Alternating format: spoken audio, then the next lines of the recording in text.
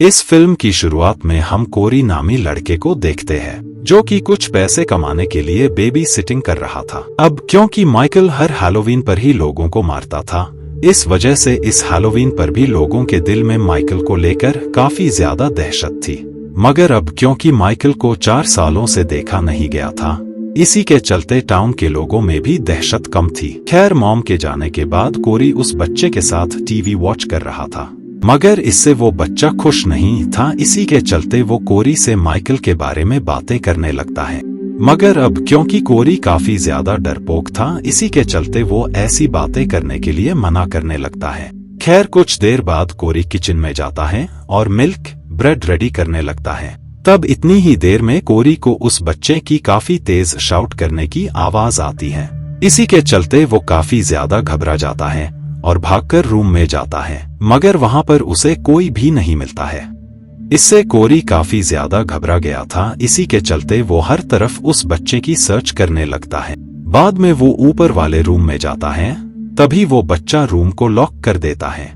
इससे कोरी काफी ज्यादा डर जाता है और गेट को ओपन करने की रिक्वेस्ट करने लगता है, मगर वो बच्चा उसकी किसी भी बात पर ध्यान नहीं देता है, क्योंकि उसे ये सब करने में काफी ज्यादा मजा आ रहा था। उसकी इस हरकत से कोरी को काफी ज्यादा गुस्सा आता है। इसी के चलते वो डोर पर जोर से अटैक करता है, जिससे वो बच्चा सीधे नीचे गिरकर मारा जाता है। इतनी ही देर में उस बच्चे के पेरेंट्स भी वहां से आ जाते हैं और वो जब अपने बेटे को मरा हुआ देखते हैं, तब वो कोरी को ही किलर समझते हैं। इसके बाद सीन चेंज हो जाता है। हम लॉरी को देखते हैं जो कि हमें 1978 से अब तक के सारे इवेंट्स बता रही थी। इसके साथ ही हमें पता लगता है कि कैरल की किल के बाद किसी ने भी माइकल को नहीं देखा था। इसी के चलते लोगों ने माइकल के डर और दहशत को खत्म करने के लिए उसके घर को ही पूरी तरह से ब्रेक कर दिया था। वही हम कोरी को भी देख पाते हैं, जिसे पुलिस ने इन्वेस्टिगेशन के बाद रिहा कर दिया था, क्योंकि उन्हें कोरी के अगेंस्ट कोई भी प्रूफ नहीं मिले थे। खैर, कोरी डैड के गैरेज में पहुंचता है, क्योंकि वो यहीं पर ही रहकर उनके काम में हाथ बटाया करता था और थोड़ी बहुत अर्निंग भी कर लेता था। वही हम एलिसन को देखते हैं जो कि अपने और लॉरी के एक्सपेंसेस को मैनेज करने के लिए जॉब किया करती थी। जब वो एलिसन आगे बढ़ ही रही होती है, तब ऑफिसर उसे रोककर उसे राब्ता करते हैं कि गाड़ी को मरम्मत की जरूरत है। वहीं पर हम एक होमलेस शख्स को देखते हैं जो कि ब्रिज के नीचे ही रहता था और साथ ही उसने कुछ पिग्स भी रखे हुए थे। वही कोरी अपना काम खत्म करके चॉकलेट मिल्क लेने जाता है। तब वहां पर मौजूद कुछ बच्चे उसे शॉप के अंदर से बियर लाने का कहते हैं। तब कोरी उन्हें मना कर देता है। ये बात सुनकर उन्हें काफी ज्यादा गुस्सा आता है। इसी के चलते वो कोरी की काफी ज्यादा इंसल्ट कर रहे थे और साथ ही उसे बुरा भला भी कहने लगते हैं। बाद में वो उसे धक्का दे देते हैं, जिससे उसके हाथ पर काफी ज्यादा चोटें आती हैं। मगर कोरी उनके किसी भी बदतमीजी का कोई भी जवाब नहीं देता है। तब उन बच्चों को रोकने लॉरी आ जाती है, जिस वजह से वो निकल जाते हैं। बाद में लॉरी कोरी को नाइफ देकर उन बदतमीज बच्चों की कार को डैमेज करने का कहती है, जिस वजह से वो टायर ही पंचर कर देता है। बाद में लॉरी कोरी का इलाज कराने के लिए उस हॉस्पिटल में ले जाती है, जहां पर एलिसन काम किया करती थी। एलिसन कोरी के हाथ पर मलहम और पट्टी करने लगती है। यहाँ पर ये बात भी नोटिस कर पाते हैं कि वो दोनों एक दूसरे को लाइक करने लगे हैं। बातों ही बातों में कोरी उसे राब्ता कर देता है कि उसके डैड का खुद का एक गैरेज है और वो मैकेनिक। ये बात सुनकर एलिसन अपनी कार की मरम्मत उसी के ही गैरेज में कराने का डिसाइड करती है। इससे इन दोनों में और भी अच्छा बॉन्ड बनने लगता है।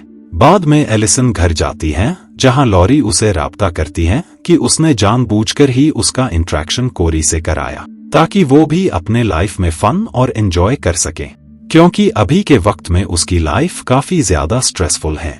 नेक्स्ट डे एलिसन अपनी कार लेकर गैरेज में चली जाती है, जहां कोरी उसकी कार को रिपेयर करने के साथ उसके साथ वक्त भी गुजार रहा था।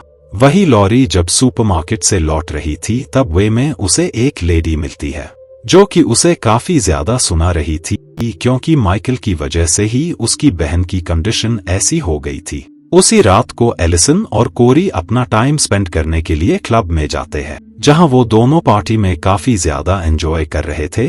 तब कोरी का एंजॉयमेंट बिगाड़ने के लिए वो लेडी भी वहां पर आ जाती है जिसका बेटा मारा गया था। पुलिस ने तो कोरी को आजाद कर दिया था, मगर वो लेडी आज भी अपने बेटे की डेथ का जिम्मेदार कोरी को ही समझ रही थी। इन सबसे कोरी को काफी ज्यादा बुरा लगता है।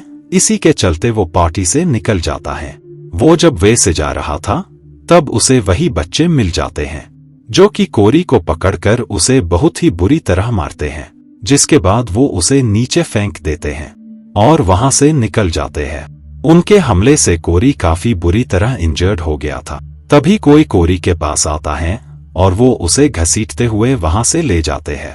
बाद में जब कोरी की आंख खुलती है तब वो खुद को दूसरी प्लेस पर पाता है। ये देखकर वो काफी बुरी तरह घबरा गया था। इसी के चलते वो वहां से निकलने का वे फाइंड कर रहा था। तब उसके वे में आ जाता है माइकल, जो कि उसके नेक को दबोच लेता है। कोरी जब उसकी आईज में देखता है तब उसे सारे बुरे पल याद आने लगते हैं, मगर माइकल उसे मारता नहीं है बल्कि वो उसे बाहर कर देता है। ये देखकर वो होमलेस शख्स काफी ज्यादा शॉक हो गया था, क्योंकि ये पहली मर्तबा था जब माइकल ने किसी शख्स को बिना मारे ही छोड़ दिया हो। इसी के चलते वो होमलेस शख्स नाइफ दिखाकर उसे वापस से अंदर जाने का कहता है। तब ये देखकर कोरी को इतना ज्यादा गुस्सा आता है कि वो उसी पर ही नाइफ से अटैक करके मार देता है। कोरी को कुछ भी समझ नहीं आ रहा था कि ये सब इसने कैसे और क्यों किया। खैर नेक्स्ट डे वो अपनी क्रश यानी एलिसन के पास जाता है। इस दौरान वो भी उससे मिलने आती है, मगर जब वो उसकी आईज में देखती है तब वो भी काफी बुरी तरह डर गई थी, क्योंकि ऐसी आंखें टाउन में सिर्फ एक ही शख्स की है और वो है माइकल। खैर बाद वो एलिसन को लेकर उस घर में जाता है जहां वो बच्चा मरा था। वो उसे आहिस्ता आहिस्ता सारी चीजें राब्ता कर रहा था। उसी रात को वो उसे घर पर छोड़कर निकल गया ब्रिज की तरफ। इस दौरान एक ऑफिसर भी कोरी का पीछा कर रहा था। तभी सही मौका देखकर माइकल उस पर अटैक करके उसे मार देता है। इसके बाद वो एलिसन के पास जाता है जहां पर ये दोनों एक दूसरे के काफी ज्यादा क्लोज आ जाते हैं। पूरी रात एंजॉय करने के बाद नेक्स्ट डे कोरी एलिसन के रूम से मास्क लेकर निकल जाता है। वही हम एक नर्स और डॉक्टर को देखते हैं जिन्होंने आज रात एंजॉय करने का पूरा प्लान बनाया हुआ था, मगर जब नर्स रेडी होने जाती है तभी कोरी डॉक्टर पर अटैक करके उसे मार देता है। मगर वो नर्स को नहीं मार पाता है क्योंकि नर्स ने खुद को रूम में लॉक कर लिया था। अब ये चीज देखकर कोरी काफी ज्यादा गुस्सा था।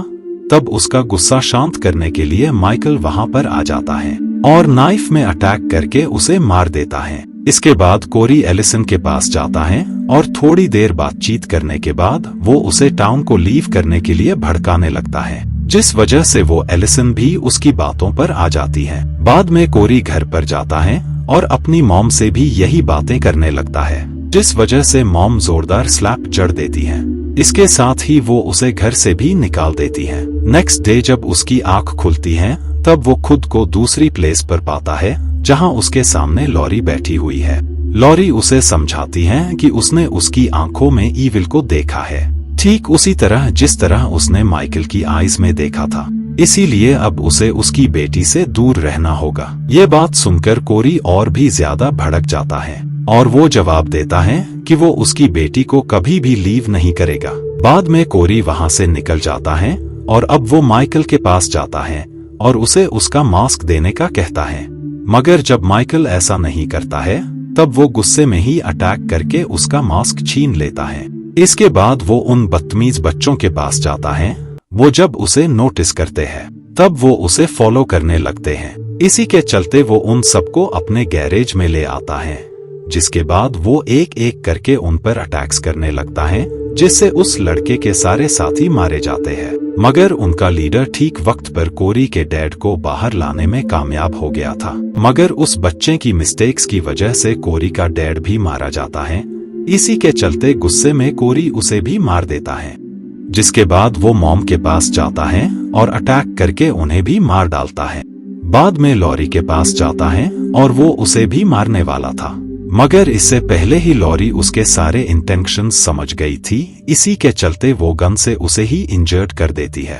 तब कोरी उसे बताता है कि अगर एलिसन मेरी नहीं रही तो वो किसी की भी नहीं होगी। ये बोलकर वह खुद को मार लेता है। बाद में माइकल भी वहां पर आ जाता है। तब कोरी उसे रोकने की कोशिश करता है, जिस वजह से माइकल उसे मारकर अपना मास्क हासिल कर लेता है। इसके बाद वो लॉरी के पीछे जाता है, मगर लॉरी और एलिसन माइकल पर अटैक करके उसे मार देते हैं। इसके बाद वो माइकल की डेड बॉडी को पूरे टाउन में घुमाते हैं, जिससे सबको यकीन हो जाता है कि माइकल मारा गया। बाद में वो उसे मशीन में फेंक देते हैं, इससे उसकी बॉडी के काफी सारे पीसेस हो जाते हैं और मूवी यहीं पर एंड हो जाती है।